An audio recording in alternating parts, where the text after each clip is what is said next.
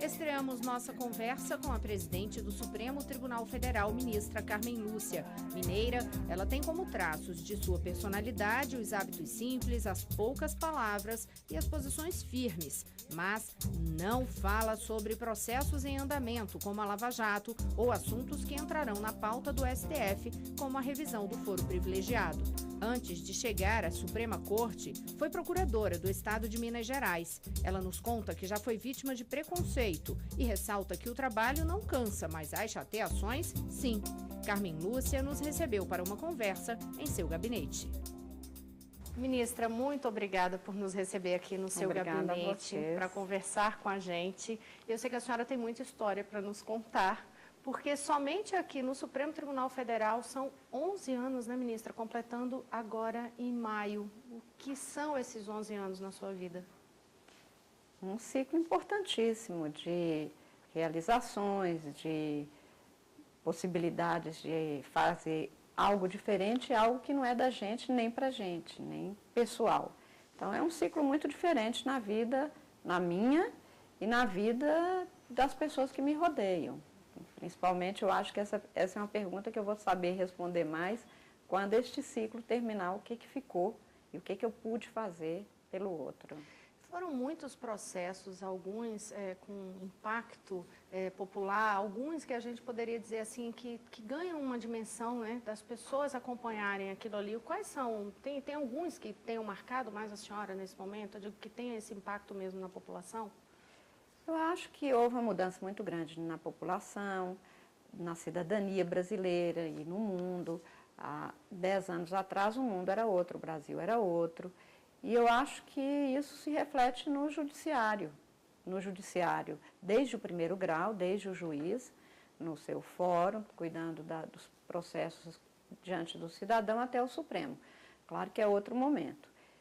No caso do Supremo, teve uma mudança muito grande na composição. Neste período, nós temos hoje o ministro Celso de Mello, o ministro Marco Aurélio e o ministro Gilmar, basicamente, mas que são já de um ciclo que vem de mais de 15 anos, o ministro Celso e o ministro Marco Aurélio com mais de 25 anos de Supremo, mas os demais todos com um período mais recente, isso, 10 anos, 11 anos, e alguns com 1 ano e pouco. Essa composição mudou, exatamente dando uma mudança na jurisprudência, quer dizer, no conjunto das decisões e na forma de tomar decisões. Desde o julgamento da ação penal 470, em que foi acompanhada pelo Brasil inteiro, que também é uma grande mudança, porque antes não se tinha isso, até situações realmente de temas, por exemplo, quando julgamos a questão dos pneus usados, que eram importados no Brasil, e nós tivemos uma mudança grande.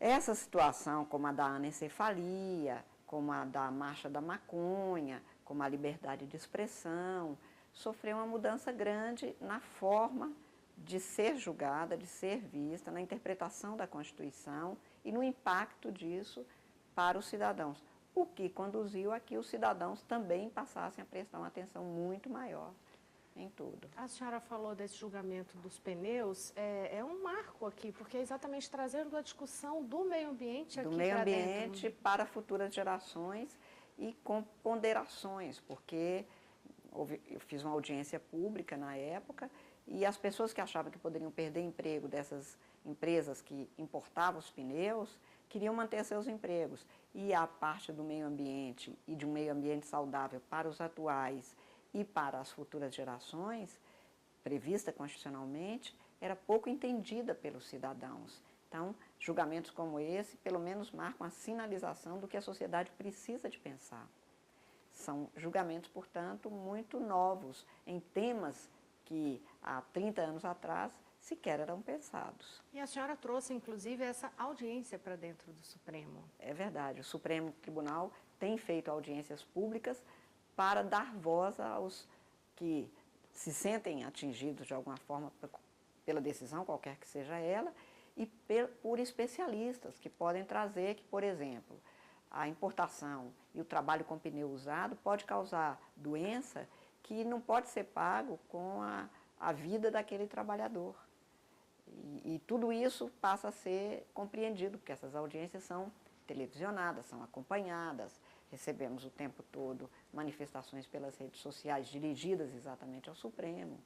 Então, é uma mudança muito grande da forma de ver e de ter hoje uma conversa com a sociedade.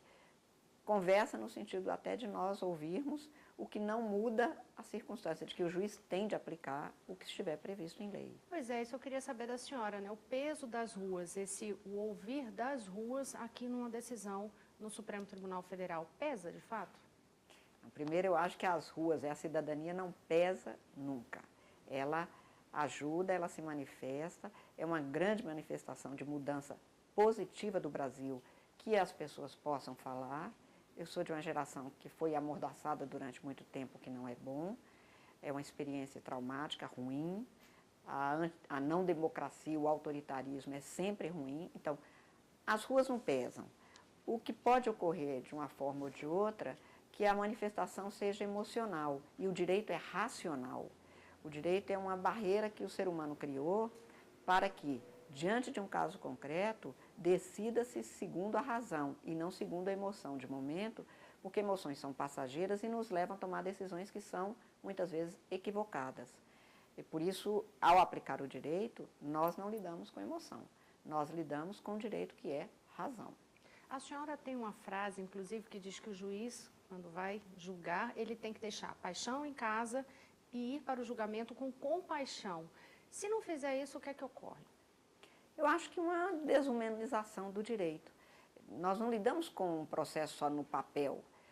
O que se passa, seja o papel físico ou o processo eletrônico, é que ali corre a vida de alguém, o interesse de alguém, e isso é que tem que ser levado em consideração. O ser humano erra. Se ele não errasse, se não tivesse litígio, nós não precisaríamos de poder judiciário, não precisaríamos da figura do juiz. Mas o juiz tem que ver isso com compaixão, porém com racionalidade. E a paixão cega e impede a racionalidade. Aí é que está o problema, né? Porque aí realmente o direito perderia também a razão de ser, né? Exatamente. Principal. O fundamento do direito é isso. Você luta para fazer justiça não segundo o seu pensamento de momento, que às vezes não é nem justiça, é vingança. Com raiva não se julga. Com paixão positiva ou negativa, ódio ou amor, não se julga. Ou se combate, ou se acalenta. Não. O direito resolve as coisas segundo uma lei que foi previamente estabelecida. Portanto, aplica-se a lei àquele caso, sabendo que ela já existia quando foi praticado tal ou qual ato. A senhora citou agora há pouco que foi de uma geração ali que sofreu muito a mordaça, né? O não poder falar, esse controle, a censura. E tem um voto da senhora que virou assim um clássico no direito, que é quando a senhora cita ali a ciranda, cala a boca, já morreu.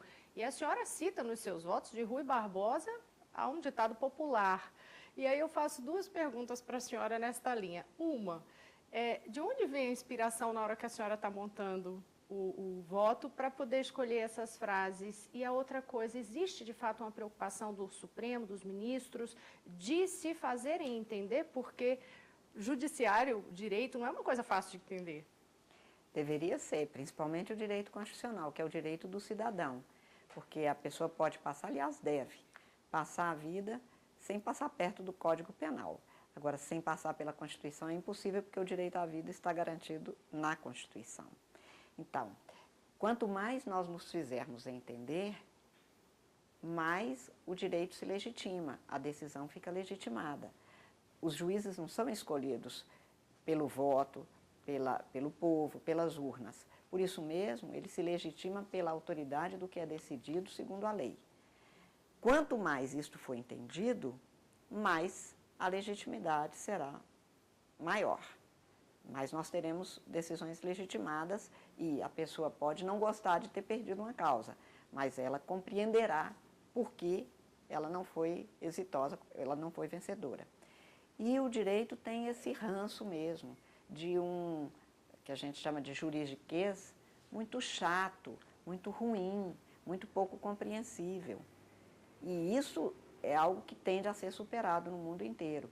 Isso era um pouco a reserva que era feita pelo conhecedor, que não tinha preocupação de passar o que estava fazendo e queria que a força da autoridade se fizesse de uma decisão apenas pela circunstância de que ele está com a toga nos ombros. A toga sobre os ombros faz com que o que foi decidido precise de ser cumprido. Não impede a discussão e, principalmente, demanda que seja compreendido o que foi decidido. Essa é uma mudança no mundo todo. E a inspiração ou vem, ou simplesmente flui quando a senhora... Eu acho que flui mesmo, eu não fico pensando muito nisso.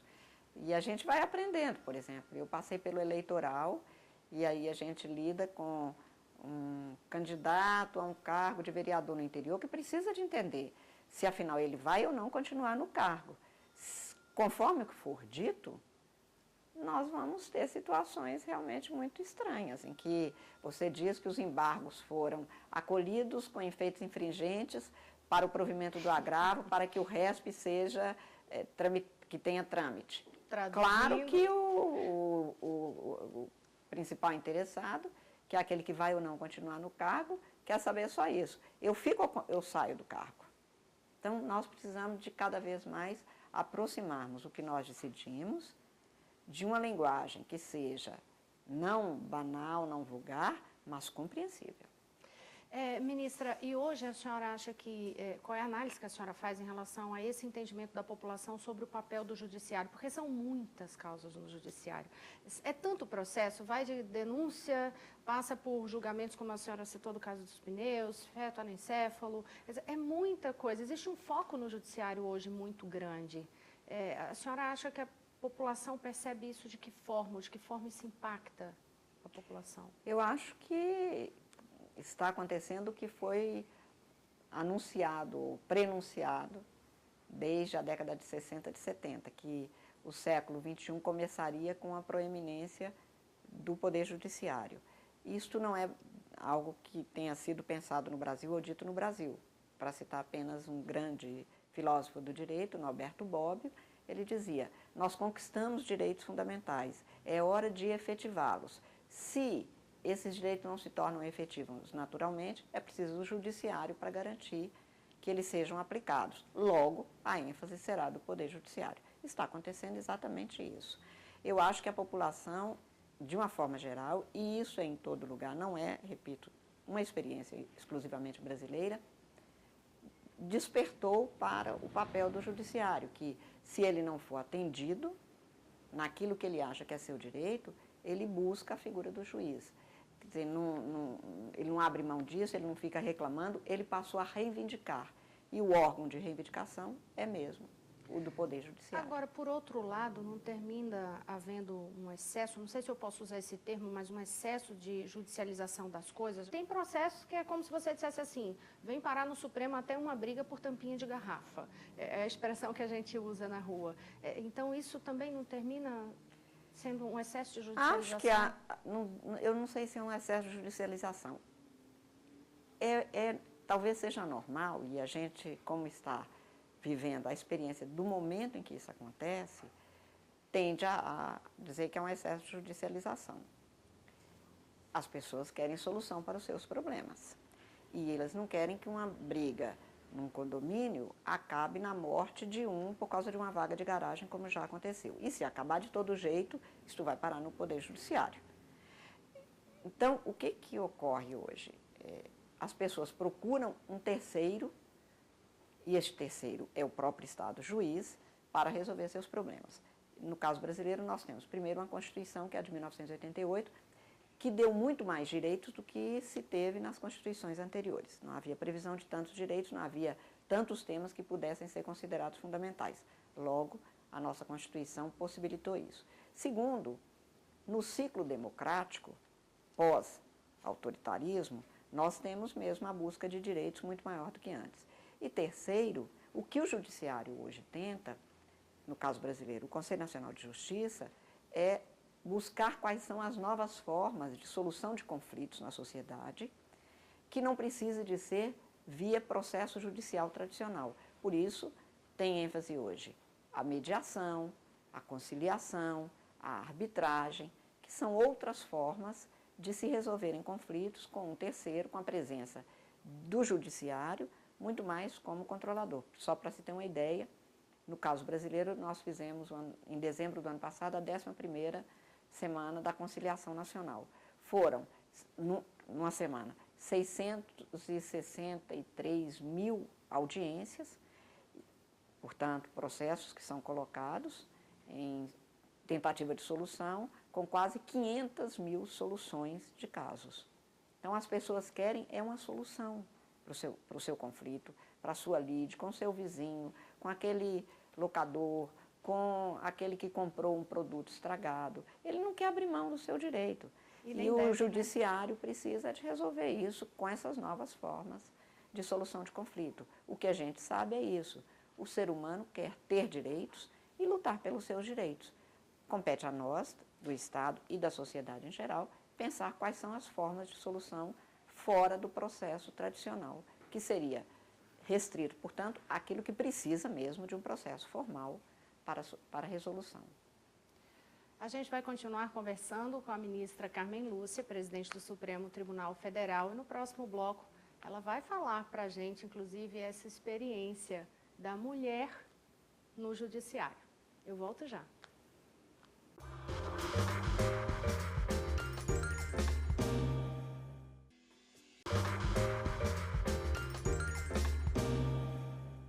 Estamos de volta, a gente está conversando com a presidente do Supremo Tribunal Federal, a ministra Carmen Lúcia.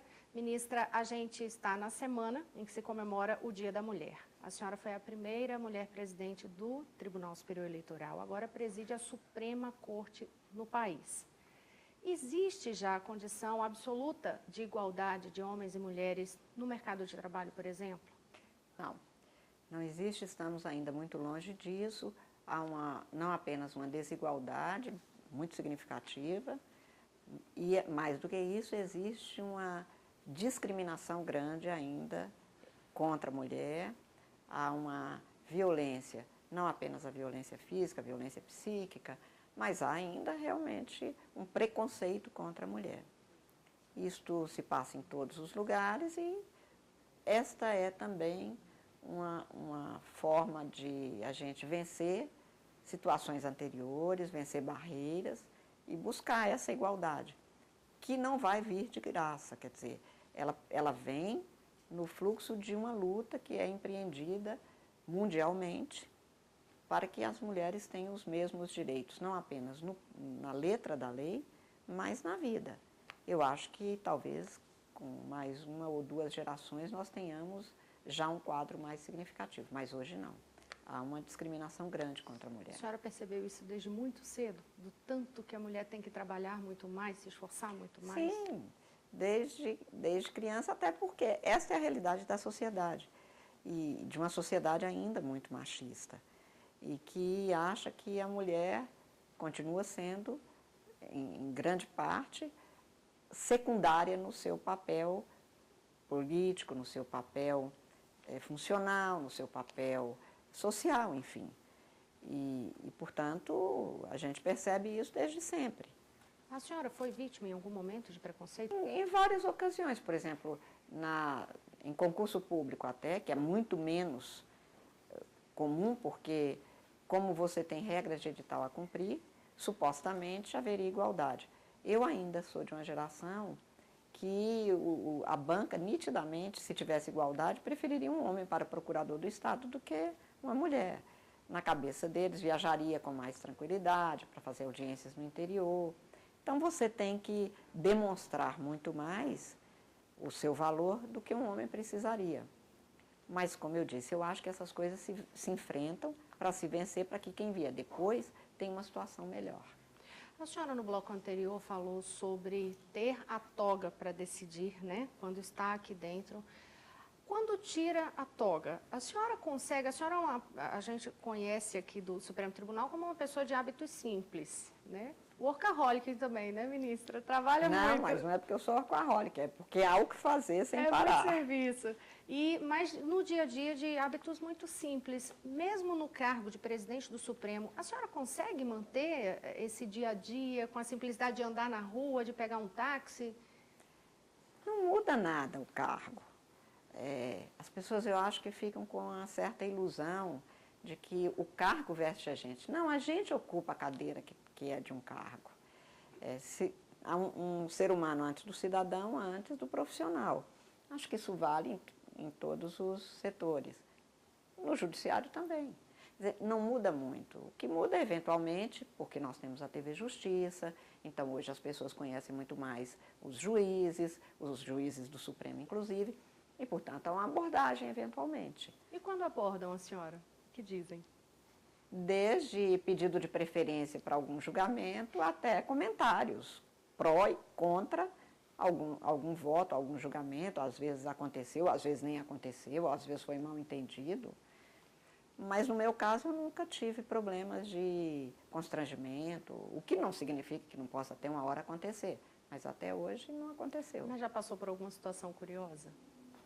Não sempre passa, assim, as pessoas às vezes não sabem com quem exatamente se está falando, mas fala assim, você é aquela, imagino que ele esteja pensando, eu não sei exatamente quem, mas nós tivemos um caso aqui de um colega que já saiu do tribunal, que contava sempre que pediram a ele uma foto e a pessoa que pediu, assim, com muita... Faço questão de tirar uma foto com o senhor. Depois que ele deixou, na hora que ia saindo, que a pessoa perguntou assim, o senhor é mesmo quem?